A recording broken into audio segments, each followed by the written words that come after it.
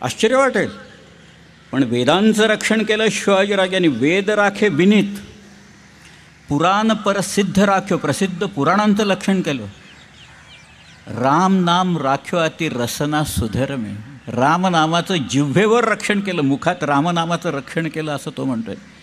वेद राखे विनीत, पुराण प्रसिद्ध राख्यो, राम नाम राख्यो अति रसना सुधर्मे. हिंदुन की चोटी रोटी राखी है सिपाहन की, कंधे में जनेऊ राख्यो माला राखी गरमे. मीडी राखी मुगल, मुगल घाबरले सगळे असं म्हणतोय तो. मीडी राखी मुगल, मरोडी राखे बादशाह, बादशाही घाबरून बसला. बैरी पिसी राखे वरदान राख्यो कर्मे. शेवटची ओळ नितांत सुंदर आहे, त्याच्यातच सार आहे. शिवचरित्राचं सार तुम्ही म्हटलं तरी चालेल.